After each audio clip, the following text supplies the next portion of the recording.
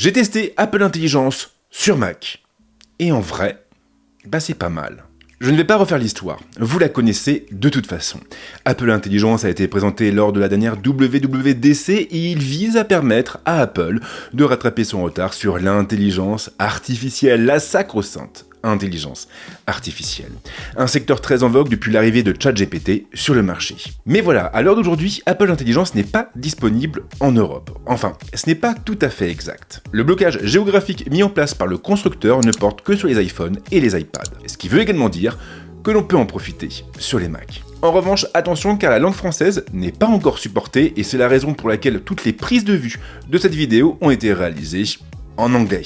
Et tout ça sans cascade. Et sinon, restez bien jusqu'à la fin car je vais vous expliquer toute la marche à suivre pour installer Apple Intelligence sur votre Mac à vous. Et les outils d'écriture font sans doute partie des fonctions les plus attendues, et c'est logique, ils nous permettront de gagner beaucoup de temps. Ces outils sont disponibles pour tous les champs de saisie. Vous pourrez donc en profiter dans Mail, Notes, Pages, Google Docs, Notion et globalement toutes les applications et tous les services fonctionnant avec de la saisie de texte.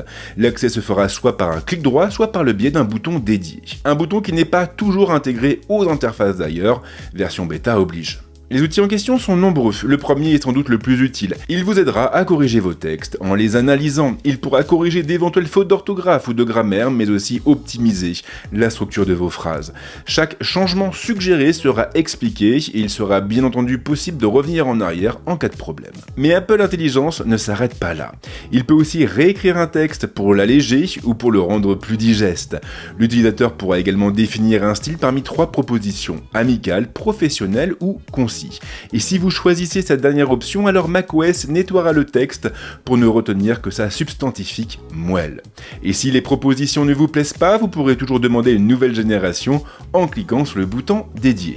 Précision qui a son importance, tous ces traitements sont effectués en local sur la machine. Il n'est donc pas nécessaire d'être connecté à Internet pour en profiter. Mais Apple Intelligence ne se limite pas à l'écriture ou à la réécriture. Il est également capable de résumer des textes. Cette fonction de résumé est intégrée aux outils de réécriture et elle permet d'obtenir la synthèse d'un texte ou même de générer une liste de points clés pour une meilleure lisibilité. Apple Intelligence sera également capable de créer un tableau et de le remplir pour proposer une vision plus globale et plus structurée. Là par contre, il faudra impérativement une connexion pour que ça fonctionne. Avec Apple Intelligence, certaines applications vont également pouvoir suggérer des réponses contextualisées.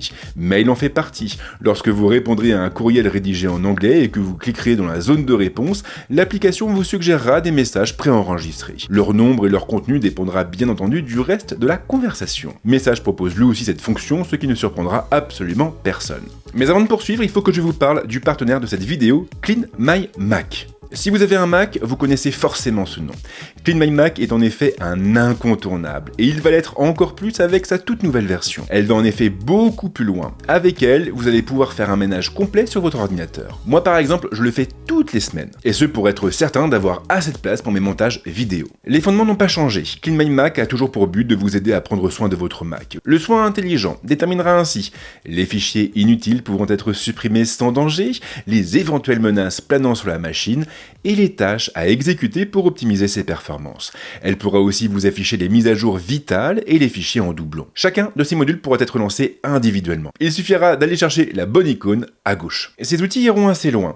Celui dévolu au nettoyage vous affichera par exemple les fichiers système inutiles, mais aussi les pièces jointes alourdissant mail, les binaires supplémentaires ou encore le volume de données représenté par la corbeille. Et à chaque fois, il suffira d'un clic pour tout nettoyer. Il fonctionnera un peu comme un jardinier numérique en prenant soin de votre écosystème numérique et en entretenant votre Mac de l'intérieur. Mais en plus de ça, il faut aussi compter sur un tout nouvel assistant. Un assistant bien pensé qui sera capable de vous afficher l'état général de votre Mac ainsi que plusieurs recommandations cruciales. Des données qui seront également remontées lorsque vous cliquerez sur l'icône de l'application dans la barre d'état. Là, vous aurez même accès à des données supplémentaires comme la vitesse de votre Wi-Fi ou encore la température de votre processeur. Et tout ça au sein d'une interface moderne et élégante, mais surtout avec des performances accrues. Le nouveau Clean My Mac Mac est encore plus rapide que l'ancien et il vous aidera du même coup à rendre votre workflow plus fluide et plus efficace. Bref, pour moi c'est un énorme oui et je suis très heureux d'avoir pu vous le présenter. Si vous voulez vous en faire une idée par vous-même, c'est tout à fait possible. Il suffit de suivre le lien qui est présent en description ou de scanner le QR code qui apparaît à l'écran. Vous aurez ainsi accès à une version test de 7 jours. Apple a également travaillé sur les images en intégrant des fonctions intelligentes à photo. La plus importante de toutes est sans contexte la fonction Cleanup. Elle fonctionne exactement comme la gomme magique chez Google et elle permet de supprimer un élément d'une photo en quelques clics. Apple a d'ailleurs bien fait les choses en proposant deux méthodes différentes, le brush ou le clic. Dans le premier cas, ce sera à l'utilisateur de peindre ou d'entourer l'élément à supprimer. Il pourra bien entendu modifier la taille du pinceau et une jolie animation se déclenchera lors de la sélection pour nous servir de repère. La seconde méthode est encore plus rapide. Apple Intelligence analysera de lui-même l'image pour déterminer les éléments nuisibles ou peu intéressants. Ils seront mis en surbrillance avec de jolies animations et nous n'aurons qu'à cliquer dessus pour lancer le nettoyage. En revanche, bêta oblige, l'outil manque encore un peu de précision. Et il arrive parfois que certains morceaux subsistent ou que les algorithmes génératifs aient du mal à recréer le fond. Apple Intelligence propose également des fonctions de transcription. Pour l'instant, elles sont circonscrites à une application, Note. Mais elles n'en restent pas moins très convaincantes. Ces fonctions sont associées aux notes vocales et elles ne supportent que l'anglais pour le moment. Le déroulé est assez simple puisqu'il suffit d'enregistrer la note en parlant. Une fois l'enregistrement terminé, Apple Intelligence affichera une transcription où chaque phrase sera affichée l'une après l'autre. Et d'après mes tests, ça fonctionne vraiment très bien, voire même très bien, y compris avec des accents complètement merdiques, comme le mien. Il y a plus cependant.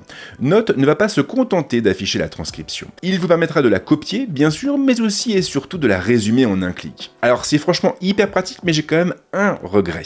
On ne peut pas directement générer une liste de points clés, ou même une liste à puces, ou même un tableau, à partir de la fenêtre des transcriptions. Là, il faudra impérativement ajouter la transcription à la note et faire ensuite appel à la fonction de résumé, ce qui ajoute quelques étapes supplémentaires. Niveau pertinence, en tout cas, je suis très, mais alors vraiment très surpris, très agréablement surpris. J'ai testé plein d'outils de transcription différents et sincèrement, je pense qu'Apple a une longueur d'avance sur ses concurrents sur ce terrain spécifique. Surtout que je le rappelle, mais actuellement, Apple Intelligence est disponible en bêta. L'outil va donc évoluer par le biais de mises à jour futures. Siri par contre n'est pas l'assistant le plus malin du marché. Il a peu évolué ces dernières années et il reste bien en dessous de ses concurrents. Cela va changer avec Apple Intelligence, du moins à terme, car pour le moment les nouveautés sont peu nombreuses. Et en réalité, elles se limitent surtout à un aspect cosmétique. Une nouvelle icône vient ainsi se loger dans la barre d'état, une icône aux couleurs d'Apple Intelligence. Il suffit de cliquer dessus pour afficher une fenêtre où vous pouvez taper votre requête. Un bouton situé sur la droite permet de basculer en mode vocal. Ce bouton n'est cependant pas le seul moyen de déclencher Siri. Il est toujours possible d'appeler l'assistant à la voix si la fonction est activée, mais on peut aussi appuyer 2 fois sur la touche commande pour le réveiller. Dans tous les cas, les réponses de l'assistant s'afficheront dans une carte qui apparaîtra sous le champ. Et c'est tout malheureusement. À l'heure actuelle, Siri reste très limité, il peut écrire des poèmes c'est vrai, mais il ne sera pas capable de générer des images ou même des courriers. On est donc très loin de ce que propose Gemini ou encore ChatGPT. Pour l'instant, Apple a préféré se focaliser sur son intégration et il faudra sans doute attendre encore quelques semaines, voire quelques mois, pour voir arriver les fonctions qui ont été présentées durant la WWDC et durant le keynote de lancement des iPhone 16. Si vous voulez tester Apple Intelligence de votre côté, c'est tout à fait possible, mais il faudra suivre une méthode rigoureuse et disposer d'un Mac sous puce Apple Silicon. Les puces Intel ne sont en effet pas prises en charge. Notez en outre que ces fonctions sont encore en bêta. Il sera donc préférable de ne pas installer Apple Intelligence sur une machine en production. La première chose à faire, c'est de vous rendre dans les réglages de votre Mac et de télécharger macOS Sequoia en version 15.1. Il faudra en revanche rejoindre le canal des bêta développeurs pour le faire. Une fois la mise à jour installée, vous devrez vous rendre dans les paramètres de langue et de région et vous localiser aux États-Unis. Il faudra aussi basculer la langue en anglais, plus précisément en anglais américain. Ensuite, vous devrez redémarrer votre machine. Puis, en vous rendant dans les réglages, vous verrez qu'un tout nouveau menu est apparu. Un menu intitulé Apple Intelligence et Siri. Vous devrez bien entendu aller dedans et changer la langue de Siri en anglais des États-Unis et choisir dans la foulée une des voix américaines. Après avoir redémarré votre Mac, vous devriez être en mesure de vous inscrire à la liste d'attente en retournant dans ce même menu. Ensuite, vous devrez attendre quelques heures pour rejoindre le programme et activer toutes les fonctions d'Apple Intelligence. Point très très important, si jamais votre statut est bloqué en preparing ou en préparation, eh bien il y a une petite astuce pour débloquer la situation. Elle consiste tout simplement à désactiver Siri, à le réactiver et à redémarrer ensuite votre Mac. Et là, normalement, l'activation devrait être immédiate. En tout cas, ça l'a été chez moi. Je pense que vous l'avez compris au travers de mes précédentes vidéos sur les iPhone 16, mais je me suis senti très frustré lorsque j'ai appris qu'Apple Intelligence n'allait pas être disponible chez nous avant l'année prochaine. L'IA est désormais pleinement intégrée à mon workflow et il m'est devenu difficile de m'en passer. Et après avoir testé Apple Intelligence en version anglaise cette semaine, eh bien je vous avoue que je suis encore plus frustré. Je suis encore plus frustré parce que j'aime énormément ce que j'ai vu jusqu'à présent. Les fonctions de réécriture et de résumé fonctionnent très bien, elles sont pertinente, et derrière on a une transcription qui est de qualité. Du coup, eh bien, j'ai vraiment le sentiment qu'Apple va nous gratifier d'un produit très abouti. J'ai donc naturellement hâte de pouvoir en profiter pleinement dans ma langue sur mon Mac, mais aussi bien sûr sur mon iPhone. Cela étant, la frustration n'est pas le sentiment qui prédomine. Il y a aussi de l'excitation. Et après la déception ressentie lors de la dernière keynote, je vous avoue que ça me fait le plus grand bien. Voilà donc pour tout ce que j'avais à vous dire sur Apple Intelligence en octobre 2024. On sera sans doute amené à en reparler, mais en tout cas, n'hésitez pas à me dire ce que vous en pensez, vous, dans les commentaires qui suivent la vidéo. Et comme d'habitude, si vous voulez me soutenir, c'est pas compliqué, on lâche un petit like, un petit partage, on s'abonne à la chaîne, mais si on le fait, surtout, on pense à activer la petite cloche. Et en ce qui me concerne, comme à l'accoutumée, je vous souhaite de passer une très bonne semaine ou un très bon week-end, et c'est promis, on se retrouve très vite avec d'autres contenus ici, mais également ailleurs. Ciao.